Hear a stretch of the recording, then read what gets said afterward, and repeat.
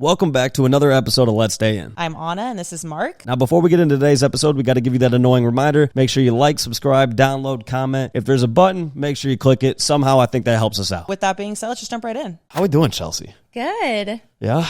Glad to have you here. Glad to be here. Actually, you know what, Anna? Why don't you do the intro? I feel like I always do like the glad to have you here. Why don't you start off like that way? Well, I'm really happy to have you here. There we go. Thank you for having me. I went to a Catholic school where they would make like pick at random someone to do the prayer, and I never all 4 years never learned the prayer. And then they would pick on me. They'd pick me, and I'd always be like, "And Jesus, amen."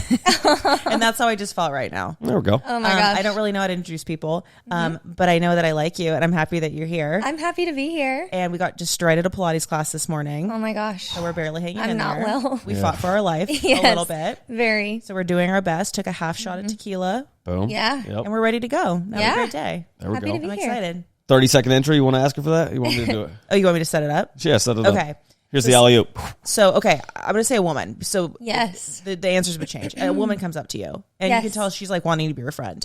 She asks you to tell her about you. Wait.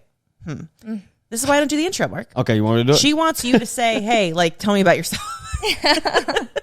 Can you say it, Mark? Okay. She's like, hey, tell me things. Okay. Tell me things. Who Okay. are you? Who are you? Okay, you're at Pilates. The instructor comes up to you. You say to her, "Thank you. That was a great class." She says to you, "Who are you?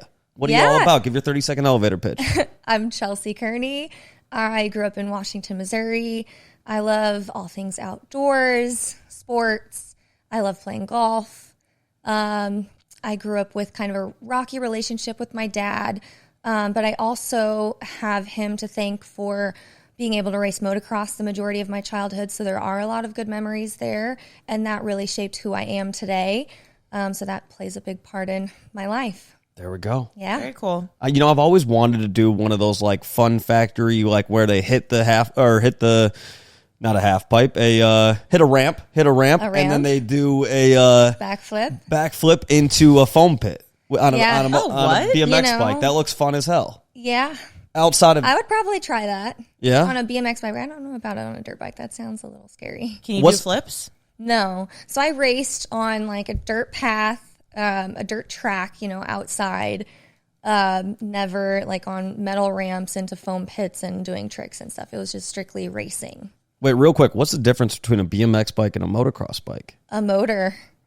A BMX is a bicycle and a dirt bike has a motor.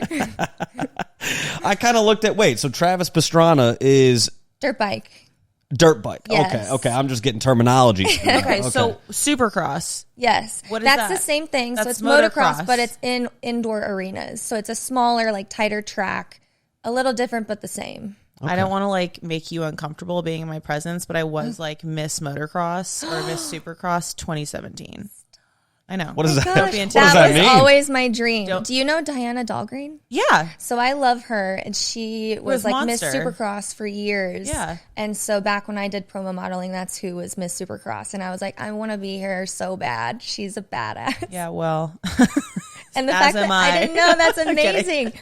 I didn't keep up during like that time with Supercross, but that's so cool. They just picked random girls, and I had nothing to do with it, really. that's Like, I just still happened to cool. be a promo model for Rockstar, and they were Yeah. like, you'll do this year. Here you go. No, Anna, this it's is where been a you tough lie. year. This is Yeah. where you lie. And you're like, yeah, I was doing backflips on a motocross bike or on a dirt bike. God, I'm screwed up now. Dirt bike, yes. One of those vroom vroom things. Yeah. Yeah. I was going vroom I was vroom. going vroom vroom, whoops flipping. daisies. Yeah. That was Anna. That's Yeah. how I met her. No, I was in like a neon yellow bikini inside of one of like the ramps, like, hitting Yes. one of those poses. I'll show you the Oh. pictures. They're horrific. I gotta see. There we go. So you mentioned a rocky relationship with your dad. What is that? What does that entail? Let's dive into it. Let's just jump right on in. Let's do it. So, yeah, he was just a pretty bad alcoholic my whole childhood. I dealt with a lot of times of my parents fighting on a nightly basis. I would get off the school bus by, 4 p.m. and my dad would already be drunk. So that really affected my view on relationships to this day. What age do you think you recognized that like your dad had a problem per se? Because I always think about when it comes to alcoholism, I'm like, there's so many people that you grow up and you're used to whatever your environment is, right? And then at some point you start exchanging stories with other people who are your age and whatnot, and they start talking about their family, they start talking about their friends, their relationships or whatever, and that's when you start to go, holy shit, like this isn't normal. So like what age did you realize, I guess, like my dad is not just somebody who likes to drink, but he's somebody who actually has a legit alcohol problem? That's tough to say because I was probably 7 or 8 years old at the time. I remember my dad getting so drunk at the house that my parents had a really bad argument and the cops were called. The cops came in the house. My dad fought the cops off. And he was taken down in the kitchen. I remember his chin or his nose hitting the corner of the counter, blood going everywhere, and just witnessing that. I was right there front and center seeing the cops arrest my dad, blood all over. And when that happened, it was not only traumatizing, but it really woke me up to, yeah, this isn't normal. What did that make you feel? Scared.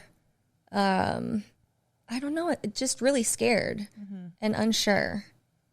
Do you feel like, because, we've talked a lot about trauma, and trauma is something that I feel like people don't, until they get older, realize all the different things that they've gone through and everything like that. Because you tell that story, and I can't relate in any way. Like, I can't even fathom what that would be like to be 8 years old and to have kind of that memory, right? Or to be now, 30-some and have that memory, right? Yes. So for you, I guess, like, as you got older, how did you, I guess, like process everything that you had seen and kind of gone through, and how did you, I guess, did it just seem normal to you, or what did it feel like to you? It was my normal, and I think I just suppressed it. The main struggle for me was having friends and having sleepovers. I felt like I could go over to friends' houses, no problem, and it was an escape for me, and I got to see what other normal families were like, and they didn't drink or act like that, and so that kind of woke me up to, oh, this isn't normal. And then it was also difficult because I wanted to have friends over to my house, and I had to kind of make excuses on, oh, my house doesn't work, my parents just are busy, can I go over there? Did you have siblings? An older sister, yes, 4 years older. How was your relationship? Not the best. Whenever I was 12, she was 16, she got pregnant. She moved out of the house. That was a whole ordeal. And ever since that happened, my parents really focused on me. And that's kind of what started my motocross career. My parents were like, yeah, we want to, put you into something that is going to keep you out of trouble necessarily. So 12 years old, got a dirt bike within months of my sister moving out. What made them choose that path? It was me. So I went to a local motocross race with a guy that I was friends with in middle school. And I came home and instantly was like, Dad, I want to race motocross. That's the coolest thing I've ever seen. And since I don't have any brothers, my dad was like, oh, hell yeah. And so within a month, it was a couple months later, I think it was just Christmas, I got gifted a dirt bike and started racing that spring. And then ever since then, raced every weekend.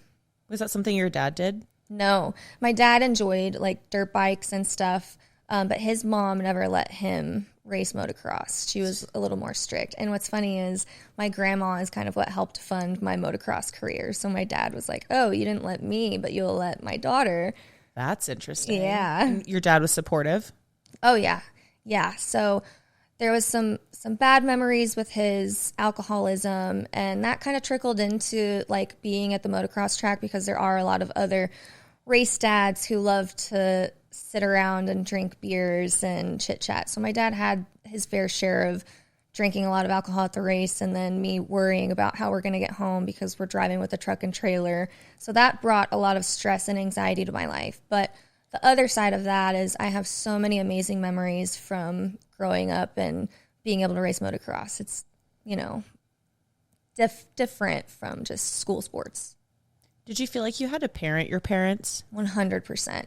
A lot of times when they would argue, I would be in the middle like, Mom, calm down, just go in the other room. Dad, please stop drinking, just stop antagonizing her, like go in the other room. And it was a struggle because my dad was drunk, belligerent, and I'm over here, a child, trying to say, hey, calm down, like please stop acting like this. And it was difficult with being in school. I felt like I struggled in school academically because there were a lot of nights that I was up late till 10 p.m. with my parents arguing, and I was like, please go to bed, stop arguing, I can't sleep. So you were the mediator. 100%. Do you feel like that has carried on into your adult life of just trying to keep things even and not speak out too much? Yes, I think so. You know, I became a people pleaser. It really carried on to my relationships. I was in a 10-year relationship that I see why I chose that relationship and why I stayed so long. So yeah, it definitely played a huge part in my life and who I am today. Did you have an influence when you were growing up of showing what I guess like a healthy household looked like?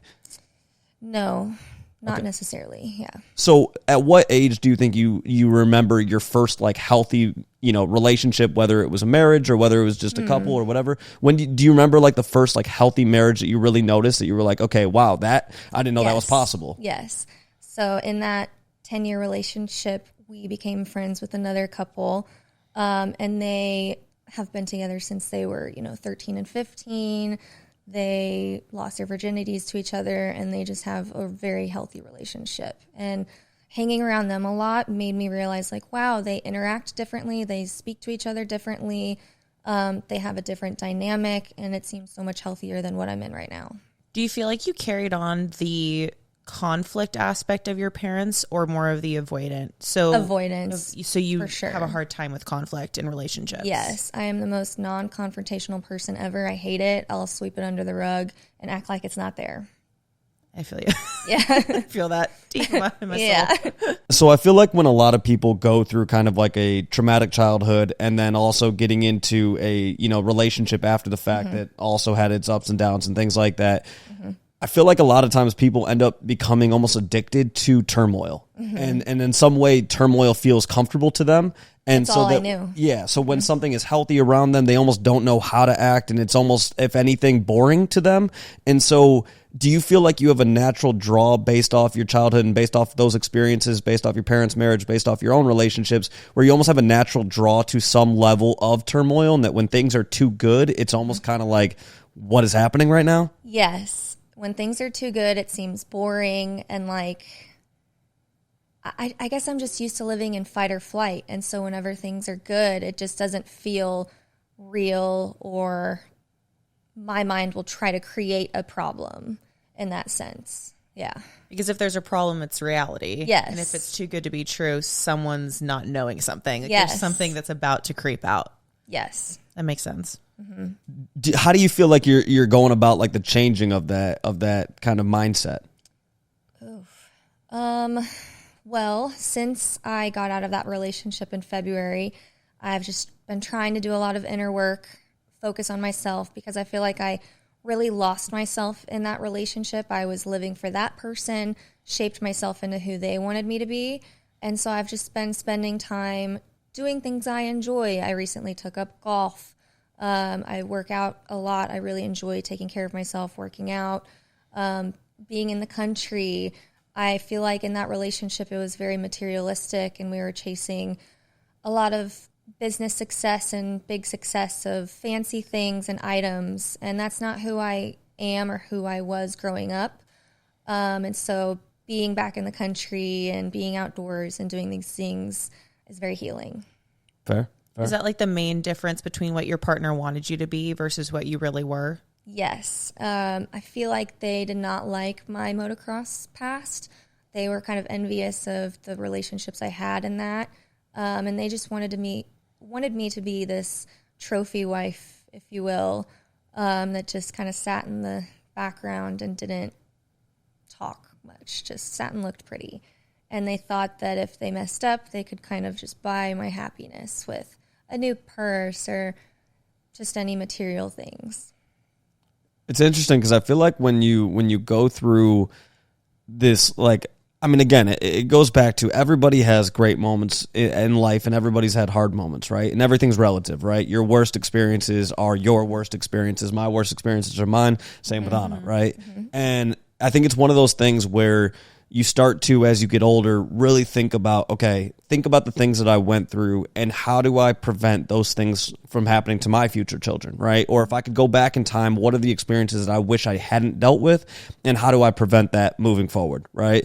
And I feel like it's that, we talk about inner work all the time, and I feel like a lot of that is literally just realizing everything that you did go through, because it's one of those things where when you have these conversations, it's always a delicate subject, because I never want somebody to like hate their parents, right? But I do want them to understand their parents. And I think there's a difference. You can look at your parents and say, hey, I loved this aspect, this aspect, this aspect about them. I hated this aspect, and this aspect. And how do I make sure that my future kids don't have to deal with those things? Not saying that anybody's ever going to have a perfect childhood, not anything like that. But of course, growing up in a situation, with your dad having, drinking too much and things like that, causing then fights between your parents, you having to grow up involved in all of that, that's obviously something that you wouldn't want to have happen for your kids. But I also feel like then you get into that almost like, or I guess, do you deal with the inner battle in your head of like wanting to hold your parents accountable, but still also being grateful for them and not wanting to almost like have ill will towards them, but still wanting to, again, hold them accountable for some of the things that you had to deal with as a result? Yes. And so for many years, I held a lot of resentment towards my dad for all of his drinking. But recently, the past few years, he was diagnosed with ALS. And so seeing him be sick and slowly dying really opened my eyes to a bigger perspective. And that process was very healing for me. I let go of so much resentment for him in that moment of just seeing him in his lowest. Just that was healing alone. And last year for his birthday, I wrote him a 2-page handwritten letter explaining like how I felt and that I'm still grateful for all the memories and everything. And just that alone was very healing to be able to express how I felt, because I was afraid of what if he passes and I never got this out off my chest. So that was my moment to really say, hey, I dealt with this. I really struggled with this, but I forgive you. I still love you, and I'm so thankful for all that you did do for me. We're all human. I think it's one of those things too, when it comes to parents, like you can't choose your family, right? Your family is your family, right? And so there's certain aspects of them that sometimes we accept because we have to. We don't really have a choice, right? Like they are our family, right? And whether it's, your inner family, whether it's your external family, things like that, regardless, your family is your family, right? But the thing that I always kind of wonder with people, and I'm curious for honest thoughts on this too, is that it then there's like that juggle of my family is my family and they're always going to be in my life in some capacity. But when it comes to, and you can forgive them for certain things as a result of that, right? But then when you think about your partners and like your future partners and who you're going to end up marrying and everything like that, there are certain things that you don't want to just forgive and just accept and move on, because that will essentially create the same cycle to continue for your future kids, right? Yeah. So I guess like do you think about that often in terms of like striking a different balance between how you may have handled that situation with your dad and how you want to handle situations moving forward with future partners? For sure. And that's a struggle still. I haven't really even started dating since getting out of that 10-year relationship, but I have been talking to new people, and just those interactions, I still catch myself in the same patterns of going for emotionally unavailable. And so I am just trying to slow that process down and really focus on myself. And I'm proud of myself for realizing that before I dive in too deep with anybody. I think that like I used to think that avoiding anyone's flaws was like a form of love, but I think acknowledging it and taking the time to actually talk it through with your parents is like the ultimate form of love. Because people don't need to see their families. People go home for Thanksgiving, Christmas. That has never been an option for me. It's important for me to see my family every single month as an only child who's very close to my parents. And I felt like if there was unspoken problems or things that needed to be healed from the past, having that conversation says, I want to make every interaction with you as healthy and loving as possible. I don't want to leave anything unsaid. I don't want to leave pain, unhealed, things like that. So I felt like having those conversations slowly but surely, but coming from a place of like love and being like, I'm informing you this because I want to be as good as we can possibly be, versus this is how I noticed you fell short? I think that's amazing because for my family dynamic, we were the type that never spoke about issues. We just swept them under the rug and kept it moving the next day. So if there was a big alcoholic episode and fight the night before, the next morning, everybody would act like it didn't happen and just keep moving like it's a new day. That's so crazy to me. I remember there was, and this is like, I can say this story, my mom and sister will hear it and be like, I don't even remember what Mark's talking about. But there was a story, it was probably when I was like 19, my sister was like 22 maybe, somewhere around there. And my sister and my mom got into an argument. And I asked my mom, have you and Jamie resolved it yet? And she's like, no, I'm going to give her a day or two over the weekend to calm down, and then we'll chat about it. And I group chatted them, and I was like, no, you guys are going to talk about this right now. And they were, you're so annoying. I know, but I was like, I've seen so many people. It was like the older I got, the more I saw what other families had gone through, and how many times I would see somebody that's like, oh, I don't talk to this person, I don't talk to this person. I'm like, well, the only way we make sure that never happens with our families is if we address things head on, right? Simple conversation. 100%. Because small things can turn into large things, right? And when you think about some of the arguments that a lot of people have, they tend to be over really dumb shit, right? Yeah. So if you feel like, okay, well, we go to bed and the next day we just act like it didn't happen, then those small things fester and become these large things, right? But the reality of it is, if you just talk about it and you admit what you did was wrong and they admit what they did was wrong, or whoever was, if only one person was in the wrong, then they need to admit it. Somebody has to take accountability, right? And when you do that, you can create this healthy conversation and everything like that, and you can move past these things. And you'll remember that the next time you're in a situation like that, and maybe in that moment, instead of you making that comment that hurts them and creates a larger argument, you instead pull back and go, actually, I'm not going to say that. I'm not going to do that because tomorrow I'm going to apologize for it if I do it, right? So I'm just not going to do that. And so I think it's like addressing the smaller things is so important so that they don't become the larger things. And I feel like so many people have that avoidant, kind of mindset where, well, we're just going to move past it. And it's like, but you can't move past it, because to move past it, it doesn't leave your brain. And so what ends up happening is 6 months down the road, 12 months down the road, you go, hey, you know what? Remember when you did X, Y, and Z 8 months ago? We never addressed that. That pissed me off. And then they go, well, hey, you know what? 2 months before that, you did X, Y, and Z that pissed me off, right? And it's like, and keeping now tabs. A vicious cycle. Yeah, now you're going to do a dick sizing competition. So of who, was more annoying in those instances, right? So if you address them and move forward, you're always going to be better off. And so I know confrontation is never a fun thing, but at the same time, it is the healthiest thing. It is, in confrontation, again, in a healthy manner. Yelling, raising your voice, that's not healthy. But having a conversation where you go, hey, it bothered me when you did this, and the other person going, hey, my apologies, I didn't intend to do that.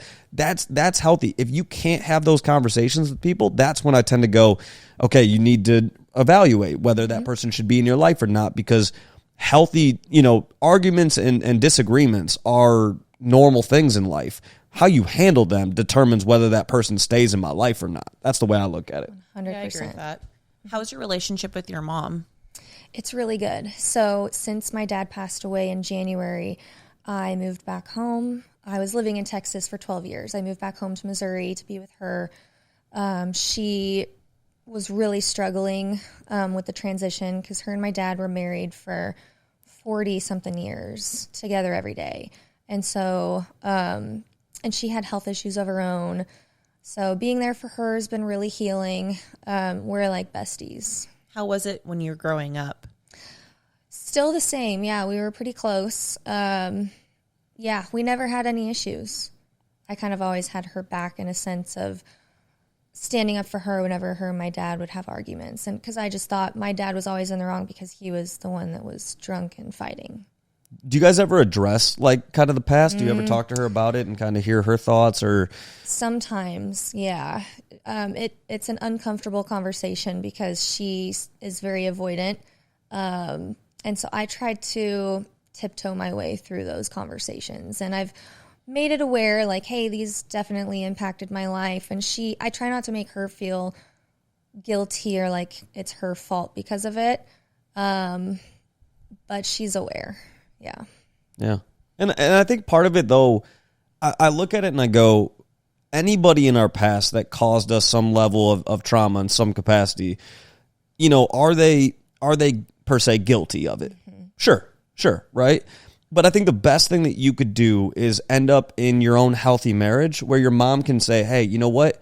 She learned from everything that I went through, and she is, as a result, going to make sure that she's in an incredibly healthy relationship moving forward. Her kids are going to grow up in a healthy environment. She's going to be a great grandmother, everything like that. And so I feel like it's one of those things where, the guilty aspect of it, again, we can't go back in the past and change what has been done, right? We can take responsibility for it and say that was, you can feel bad about it and X, Y, and Z. But at the same time, it is one of those things where I feel like she will be so incredibly proud to see you kind of say, hey, yes, this may have been what my childhood was like, but it's not what's my future is going to be like. And I think that will, in turn, almost like, I guess almost like that will be essentially like the forgiveness for her. You know what I mean? And the healing for her. It's an end of a cycle. Yeah. 100%. So did you see themes being repeated in your relationship that you saw modeled by your parents? Yes. Pretty much the same exact dynamic of just controllingness, belittling, and for me, just not speaking up, and avoidant and brushing things off, thinking that it'll just go away and it'll get better one day. What do you think now? That was very silly of me. It's hard to say. I feel like I learned a lot in that relationship, and I don't want to paint that person to be so terrible because there were a lot of good times. But, there just were a lot of patterns that I followed watching my parents interact, and I had the same relationship dynamic. Fair. Yeah. Fair. I look at it sometimes, and this is a weird example. This just came to me off the top of my head, so we're going to just roll with it here. But I feel like humans are a lot like... this is so random. What are they like? This is so random, but it just works. Okay. I look at it and I go, I think everybody has good aspects of them. Every human, everything like that. I think there's certain environments that bring out the worst in certain people, right? Mm-hmm. And I think you have to be responsible enough to reflect upon yourself and to go, hey, these are certain environments or certain types of people I can't be around because it brings out the worst in me, right? And I think that's your natural responsibility. And so I think at times people have to look at themselves and go, you know what? I may be Mentos and he may be Coke, and when we mix the two together, it explodes and it's just not good. It does not mean that you can't have a healthy relationship with somebody else, and it does not mean that he can't have a healthy relationship with somebody else, but you two don't work together, right? Combustible. Yeah, and that's kind of the way that I look at it. And so anytime anybody says, oh, I was in a unhealthy relationship or a toxic relationship, yada, yada, yada, I always say to them, the way to move forward is to go, hey, the two of us, we just don't work. So if you really want, if I say I want the best for you, then that means that the two of us can't be together, and that we both have to learn who our personality type is, who are the right type of people for us, and we are just not meshing. We are Coke and Mentos. We explode. So it's an odd example, but I really do feel like everybody has their type of person, but you also have to know what type of person brings out the best in you. And if you partner up with the wrong person, they will become the Coke to your Mentos. But I also think that when we first started dating, we were both only 21. We were babies, and we had a lot of the same interests, and it was awesome for the first few years. But some relationships, you grow apart, you grow into different people. 10 years is a long time to be with the same person. And unfortunately, he had different interests as far as like his business and success and what he wanted out of life. And I started to realize, I don't really have the same interests and want the same things. I don't want this materialistic life. It doesn't bring me inner purpose. It still leaves you feeling empty. Yeah, and that's where I go back to the whole Coke and Mentos, right? Yeah. Of like, if you end up, the odds of you dating somebody at, from 18 to 22, 23, if you start dating somebody during that time period of your life, the odds of you staying together with that person is extremely low because you still haven't figured out who you are as a person, right? Mm-hmm. at 30, how old are you? 32. 32. We're never supposed to ask a woman her age, but I had to ask. We always do, though. Yeah, I know. But at 32, you are who you are, right? So anybody who starts dating you next, or whoever you start dating next, they are who they are, right? Again, people change at 20 for sure. It's like they evolve into who they become, right? But at 32, your core values, your core interests, things like that, they don't tend to drastically change over time. They can evolve and things like that. But again, who you are as a person doesn't change that much. And I do feel like a lot of times, again, when you're younger, it's like, yeah, it may work for a period of time. But the reality of it is, as you become older, you become who you are. And then you have to determine if you and the person that you're with are still meant to be together, or if it's just like, all right, hey, we had our chapter, but, just like every great book series or movie series, whatever, like not everybody's meant to be in your life or in the series the entire time. You know what I mean? 100%. Absolutely. Do you feel like slowly but surely you're starting to come back into your own in the past 6 months since your relationship? 100%. And I attest that to just going back home to my roots where I grew up, being back in the country versus a big city, doing things I enjoy. I've been golfing a few times a week, working out every day, really focusing on my health and wellness, and just being back to your roots is very healing, and it made me realize how much happier I am being away from all this material stuff, because you feel like you're always keeping up in that life, and you just don't have purpose. It just left me feeling so empty. So yes, it's been very healing. Were you shown affection through presence? Yes. Yeah. So anytime there was a fight or he wanted to spoil me, it was never like with words or anything. It was just buying me things or taking me to a nice dinner. What's your love language? Words of affirmation. Yeah. That's a lot of us. I feel like a lot of people too that are people pleasers or have abandonment wounds and things like that. Like they really just want to hear that they're good enough, the validation, and how lovable they are. Like I feel like with gifts and service, it could be, it leaves a lot of room for doubt, even though actions you find are actually what matter more than words. But like words, it's like, okay, I can't mistake that. That's why so many girls screenshot a sweet text from their boyfriend. It's gosh. I just don't want to forget that feeling. I'm going to screenshot and read it over just to get that hit of dopamine once again. It's really sad. But the double-edged sword of that is I still struggle with that. Yeah. I love the validation. And so I struggle with wanting the attention from just cute boys on Instagram or whoever it may be, that I like the attention that I get. Not necessarily that I want them. I just want them to want me. And welcome to being a person. But that slowly but surely does change. Yes. I was definitely someone that used to love words of affirmation, and now I hate being that person. It's like, now that I'm with a healthy boyfriend, I feel like my love languages have completely pivoted. It's like all has come down to like quality time and just feeling respected and seen. And it doesn't really matter what he gets me. It doesn't matter what he says to me. When you feel the love, you don't need to hear it. Totally. Well, so here's my question for you, Anna. You've been through some, wild relationships. 2 thumbs ups. Yeah, some toxic relationships and whatnot. Once you got into a healthy relationship, when did you kind of realize, I guess, did you have almost like a kumbaya moment where you were like, dude, what the fuck did I deal with previous to this? I was in utter panic. It was like I was so used to chaos, and it's that whole thing of like, I'm so used to fixing the people that I date that I never left any room or had time to fix myself. So then all of a sudden I see myself in a relationship where the mirror's up and I'm seeing all of these really unhealthy patterns that I'm repeating. And I could see myself go, okay, this week's going really well. Like, I kind of feel like I have to make a problem because it's going to happen. So why not just create it on your own? Then you have some control over it. So I felt like I was the chaos in something that was so peaceful. And then I decided I don't want to be like that. But it took me like a year to really get there. I reveled in that peace, but then I also felt really unsafe in it. And I was always waiting for the other shoe to drop. And sometimes it doesn't have to drop. Sometimes it can just be great. And I've accepted that can be the case. And I've also had a lot of peace and come to terms with the fact that if that doesn't last forever, it didn't take away the quality or reduce what I just experienced. And I think a lot of people, including myself, have undermined past experiences because it ended in a catastrophe. There's something catastrophe happened. And I feel like that doesn't undermine what you just experienced. And just take it for what it was. That chapter ended. and then move on. And it doesn't mean anything about my self-worth. It doesn't mean that I wasn't a good partner, that he wasn't a good person. Our time just ran its course.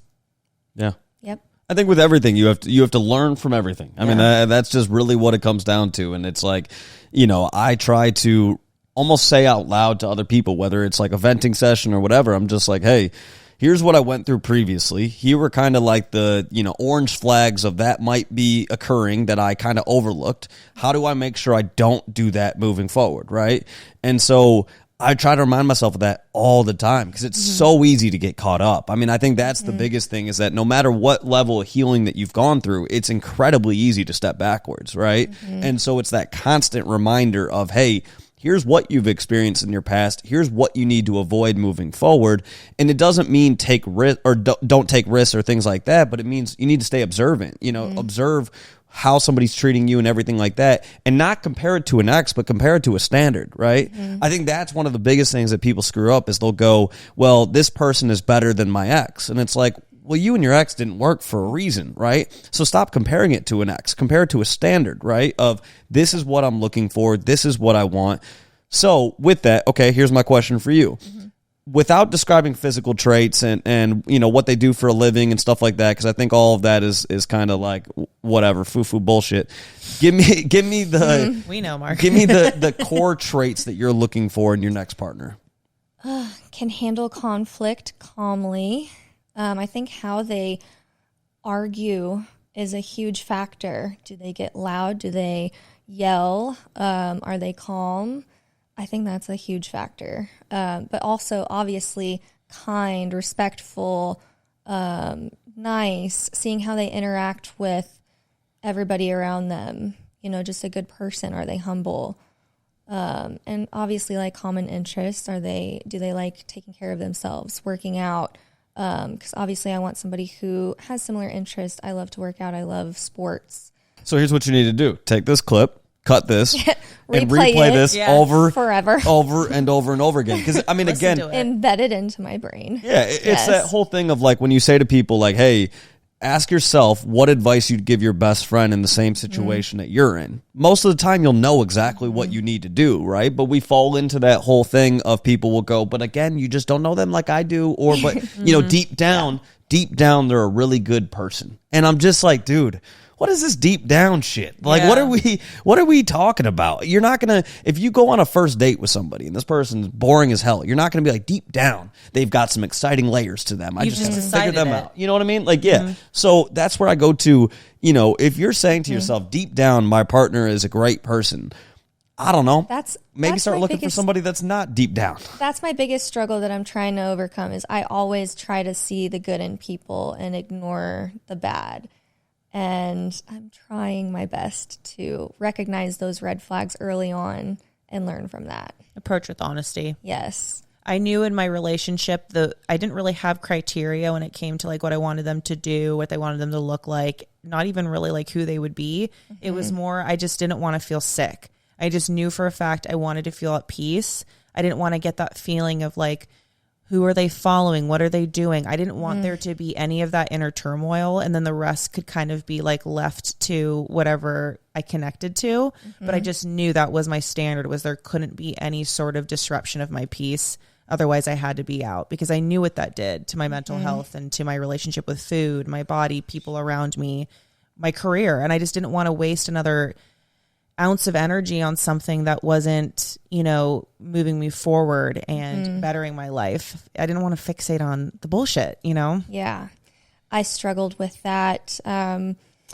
I guess just the brief interactions of guys that I have been chatting with, I create this delusion in my mind of like who I think they are. And I saw this quote recently that was like, a crush is just a lack of information. And that could not be any more true. Yeah. Well, that's a banger. Yeah. It is, isn't it? Yeah. Spot on. Because you create this illusion in your mind of who you want them to be, and you ignore all the red flags from it and end up hurting yourself. And I don't want to be obsessing over, oh my gosh, who are they following? Why are they following this person? And then you compare yourself to those people that they're following. And that's just such a toxic path to go down.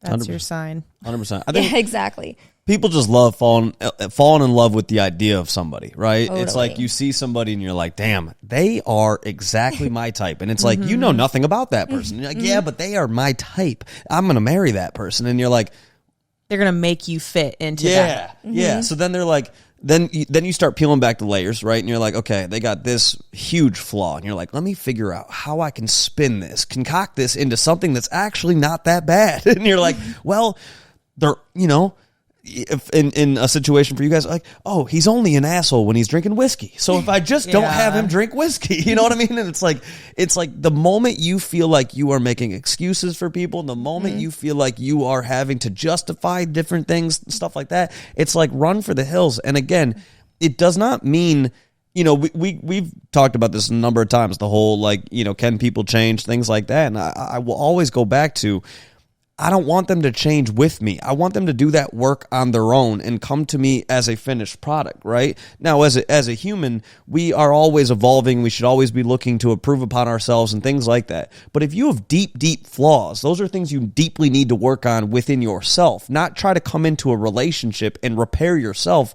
Then you're not even able to work on the relationship, right? So it's like, if you know that you are a flawed individual, deeply flawed individual, work on that, heal that, and be better from that, and then go into a relationship fresh that doesn't have the baggage, doesn't have all that kind of stuff, and be better in that next relationship, right?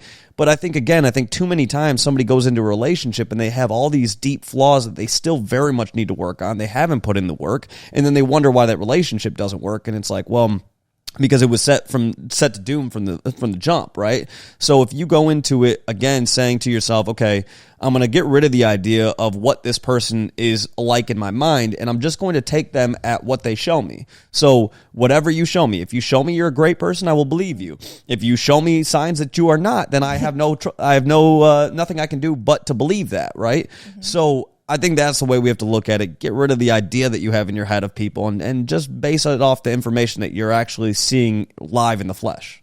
Well, have you ever noticed that, okay, so brains hate the unknown, but have you noticed a pattern in yourself where you fill in the blanks, you create your own narrative when you don't know somebody, obviously? Like we just try to create our own storylines, so then it makes sense, it feels digestible, it feels peaceful.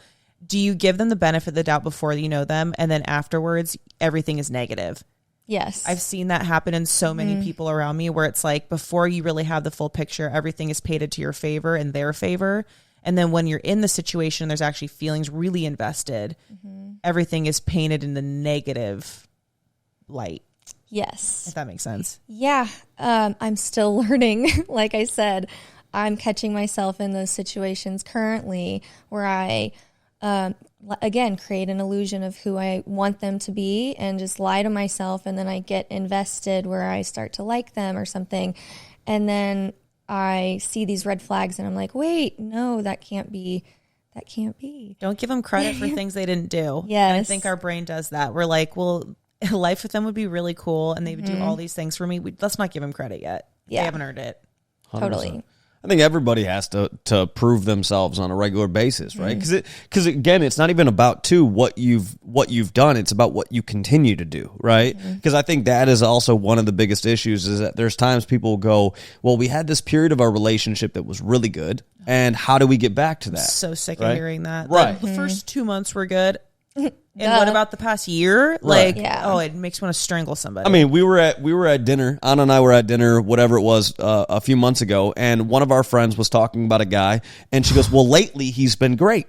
And I was like, "What is this lately shit? Like, are we just negating everything he did before that? Are we just glossing over all of that? And as a friend, am I supposed to forget the times that you called me crying about that person? Am I supposed to just pretend like that didn't happen, right?" And for a lot of people, they want you to straight up forget those things, right? But then what will inevitably happen next? They will call you 100%. Again with the same story. You will hear the same thing with slightly different, iterations of it, but it'll be the same thing again, right? So it's like, life is not that complicated. We just overcomplicate the shit out of it by being like, you know what? This time it's going to be different. Girls talk about their boyfriends like they're in their puppy phase. Have you ever noticed that? They're like, well, he was like really chewing on a lot of things and like he shit all over the house, but like now he's being really good. Yeah. It's quite literally how everyone sounded at that one dinner. 100%, but not nearly as cute as a puppy. You know what I mean? I don't ever want to Nearly be as cute. Yeah. I don't want to be that girl. Yeah. Therapy. Mm-hmm. Therapy. And that, you know, my house growing up, we had the whole back of the house was like all windows, right? And we'd have birds constantly fly into the house. They were thinking they could fly through it. They definitely could not. And birds would just, sadly, every once in a while would fly into the back window, fall, and that was that, right? Don't be a bird. Learn from the shit. You know what I mean? Like, if you see another bird that's like, hey, that one flew into that window and fell. Okay, maybe fly over the house next time. You know what I mean? Like, it's a weird... I have a great analogy that is so fitting in this situation. We had the same situation. House, a lot of windows. We owned birds, though.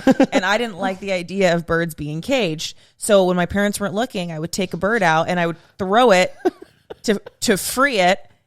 And it would then die.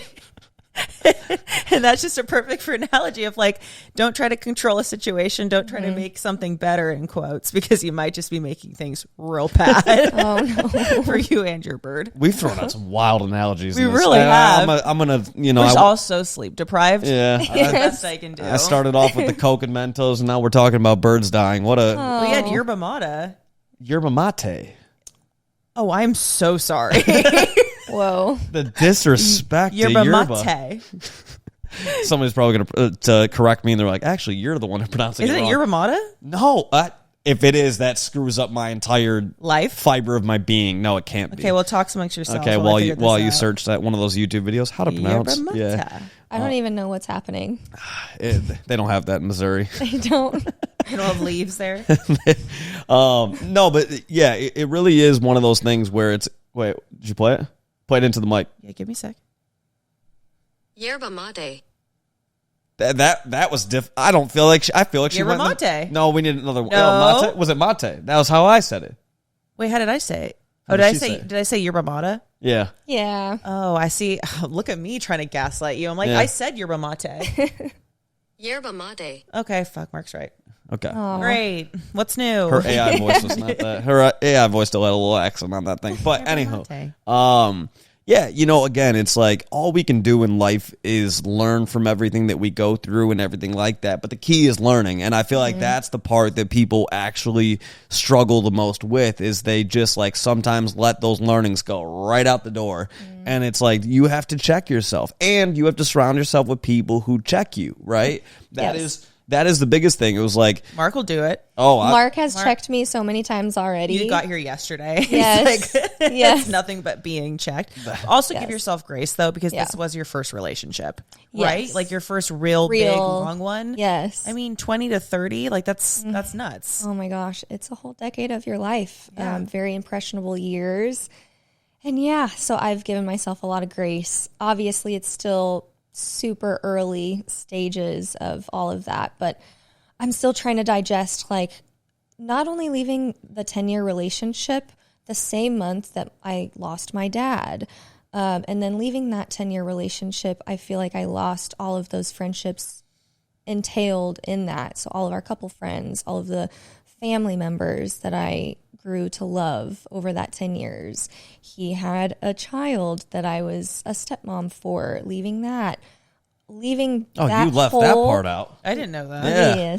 Yes. So I was a stepmom for 10 years. That's devastating. And so I felt so guilty leaving that. But yeah, so I felt like I was leaving an entire life behind, losing my dad, and then moving back home. I just felt like the ultimate failure and the ultimate, I just felt like everybody hated me. No one was there for me. It was very, very isolating. That was the toughest time of my life, for sure. It's a horrific feeling when it's happening, but just know that like a year, 2 years, you're going to look back on it and go, okay, well, that was the way. I've already come such a long way that I am very thankful for the whole situation. I see it for the bigger picture. I learned so much. I'm thankful for all the amazing memories over the 10 years. I got to experience an amazing life, some really cool things. I met a lot of great people. So I'm just taking what I learned onto the next phase of life, the next chapter of whatever it may be for me. That's all we can do. Yeah. I feel like this next chapter for you is going to be a chapter of peace. And it's like you dealt with so much of growing up, you know, as a child, having to see your parents fighting like that, your dad dealing with alcoholism, and then after that dealing with ALS, right? Like two, you know, incredibly debilitating situations, right? And then, you know, and then also at that same time, then getting into a relationship that has its ups and downs and things like that. Now coming into a very fresh, and I hate to say that because it also involves the loss of your father, and I don't want to make it sound like, okay, it's just a fresh new chapter. Like that's a weird way to, I don't want to minimize the loss of your father. That's massive and obviously incredibly heartbreaking. But also going into this next chapter of peace in your life of you are now currently living with your mom and you have this time to be able to heal with her at the same time, which is great for both of you guys, right? And you have this period of like a, you know, looking out at like an open lake where the lake is just completely, you know, just calm, peaceful, relaxing and everything like that. And you can say to yourself, how do I want to make sure I maintain this peace and this calm and everything like that as I move forward? And I kind of looked at that as when I moved out to LA, I said to myself, you just moved from Michigan to LA, all the way across the country. You are not taking any of your baggage from Michigan to LA. You are starting over here. It's a fresh slate. It's a new chapter. The world is your oyster, right?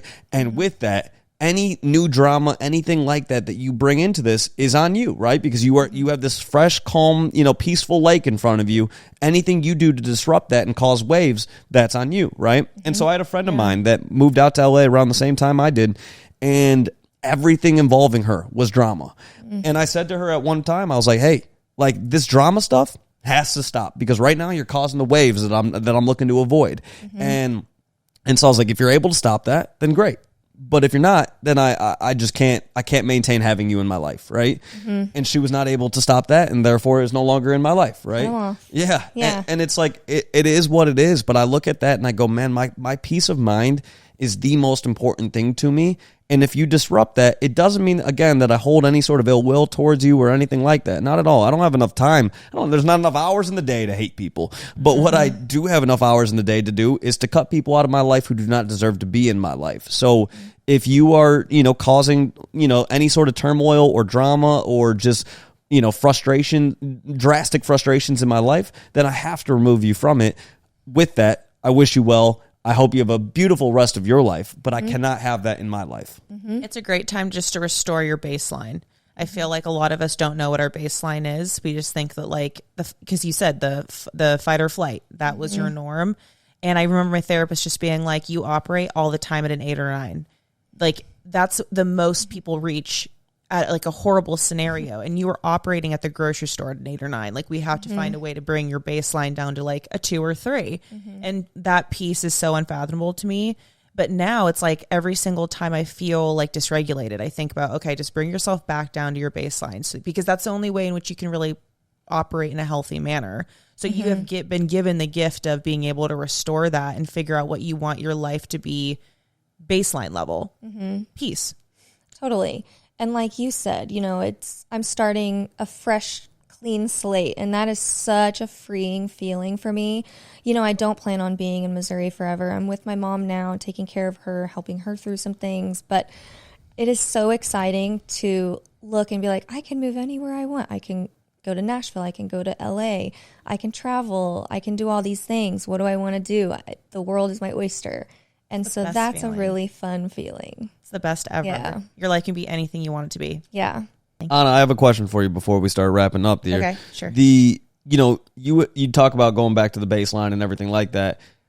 How long did it take you for your baseline to kind of, I guess, like calm down after everything, after some of the relationships you've dealt with and things like that in the past? I guess, was there a time period where you started to go like, okay, I now recognize what my new baseline is, and my old baseline of kind of a, you know, rocky waves and whatnot is no longer. How long did that take? And was it therapy that got you to kind of establishing that new baseline, or what was it that was like the biggest, I think, that thing that helped you get to that new baseline? For me, it reached a point where there was nothing I could do about it. I'd ultimately become agoraphobic. Like, I couldn't leave what is my agoraphobic? Being afraid of leaving your house. Oh, okay. Like, everything outside was too threatening. It's like I was so scared of relationships. I was so scared of people, diseases, anything that could possibly go wrong. and I could make myself safe if I just controlled my bubble and stayed at home. And that resulted in panic attacks and all these sort of things. And I ultimately like became depersonalized. So that means like you don't feel attached to, and I still struggle with it very heavily, where I don't feel like I'm really here. I feel like I'm in a dream.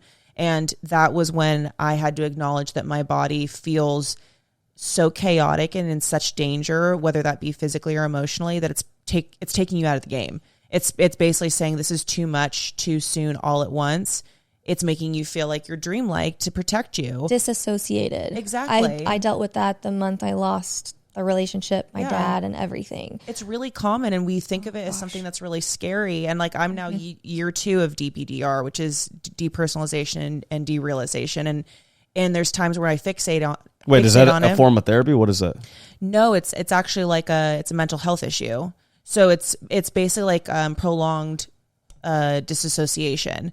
And so I have a really hard time with basically it's a whole thing. We don't have to go into it right now, but I know a lot of people listening to this will relate to it because it's very common. I relate. Yeah, it's a trauma response. And the thing that could get me out of it was something that I had denied needing for so long because I thought of it as, you know, rewiring my brain, and that was medication. So medication quite literally saved my life. And the combination of medication and having a therapist, one couldn't work without the other. So I had to figure out why I needed it. I had to figure out all of the tools and all the things to make myself a healthier person while also using that medication, like really using it and accepting that like I'm not weak because I needed it, and accepting that like my brain couldn't allow me to have a baseline that a normal person gets to just have. And what even is normal? You know, so many of us are being traumatized on a daily basis, and it doesn't have to be huge. It doesn't have to be this like tearjerker story. It was just for you, it was too much too soon, and it was too much for you to handle or cope with. And so I've discovered that I'm not weak for crying. I still have a hard time with that. I'm not weak for, you know, not wanting to do much that day, or needing a little bit more sleep, or needing medication, or needing, you know, 2 therapy sessions in a week, calling my mom, needing my boyfriend. Like it's okay to need things or need people, and it doesn't make it so that you're less of a person. And I feel like I'm just now starting to be kinder to myself about it, while also still seeing the light at the end of the tunnel, because I feel like you get lost in that when you have a lot of grief and a lot of fear, a lot of anxiety, and things just happen one after another, and you can't really come up for air. And I feel like I'm now at a point where I'm really, really, really excited for the future. And that's something that I never paused to ever even think about. It never even occurred to me in my 20s to think like, are you even excited about your life? What do you look forward to? What do you want from it? And now, because I was forced to be frozen for so long, I'm able to, like you, it's like I had this baseline of like, what do I want to restore it back to? What do I want the rest of my life to look like? I want it to be very, very happy, peaceful, kind, and exciting. I never want it to be mundane. And now I'm working towards that. And it's been, I'm lucky that I got hit with such a horrible dose of my own medicine, and that being anxiety and all the things that I had, because it made me a much better person and a much happier person in a way. There it is. There it is. Is that where we wrap up? That was a beautiful drop the mic moment. Very good. Right Yeah. I don't know what I said. I don't think I can top that. I don't even know what I said. You just disassociated during that? Yeah, I did. No, I'm in a constant state. Yeah. Yes. Same. We'll talk Relatable. about it later. Do you ever, real quick question though, do you ever pinch yourself as like one of those things as like a reminder that you are awake, you are experiencing and everything like that? Oh, I do all of the things. So it was really bad for a while. So my depersonalization set in after my 3rd really bad panic attack. I was in a plane, and I went from somebody that traveled like constantly, like too much, like I needed to settle down, to being terrified at the thought of even going to an airport. So I didn't travel for almost a year, which was like, my loss of autonomy and independence was horrible for my self-esteem. And it was like, that was my passion, was going places. And I would find myself, when I was in bright lights, a lot of people, chatter, things like that, I would feel like I was dreaming, and I would always pinch my arm. And even though I can feel the sensation, even now, it's like, and what? You can still feel pain in a dream, you know, like it's all, whatever. I don't want to sound like Matthew McConaughey in True Detective, but what is pain? You know, it's like there's so much to that. And like, I feel like I had to force myself to be uncomfortable all the time. And then I got to this point where I'm like, I don't want to feel uncomfortable anymore. But then my world got really small. So I couldn't go to the gym. I couldn't go to the airport. I couldn't see my friends anymore. I lost a lot of friendships because they thought I wasn't prioritizing them. I couldn't work for a full year. My income, I went, for the first time in my life, my bank account empty. And, now I'm happy that happened because every little thing to me is a win. And like I got to the other day, yesterday, when I was driving home, I was thinking to myself, I just did 2 recordings, had conversation, and then I'm also going to hang out with friends tonight. And like, while that might be so normal for other people, the concept of driving to meet someone that I had never met before would have sent me into a panic attack. Me just not knowing what my day would, driving, like I used to not be able to drive. Like it just makes me really, really thankful for all the things that I just decided were normal for human beings. And it's not normal. You're lucky to be able to do anything with peace. And you're lucky to do anything with happiness and joy in your heart. And that's the reward. I don't know. Yeah, it's given me a lot of gratitude for just being able to function. I love that. There we go. Well, hey, appreciate you coming on, Chelsea. Appreciate you dropping that mic moment on him. And yeah, a great chapter ahead of all of us, okay? Yes. Yeah, we have a lot of good shit ahead of us. Very exciting. I can feel it. There we go. Yeah. And if you too want to have a great chapter next, like, subscribe, and download the podcast. Yes. Or you'll have 7 years of bad luck. Fuck that. 100 years of bad luck. So hit that subscribe button. And every time you get somebody else to listen to the podcast, it adds another great moment to your life. So yeah. So, it really does. You get another year. So like, subscribe, download, and appreciate everybody tuning in. Chelsea, appreciate you coming out. We'll definitely have you back on. Absolutely. And, looking forward to it. Let's go Thanks get food. for having I'm so me. hungry. Let's do it. Let's go get some food. Love you guys. Bye. Love you guys. Bye.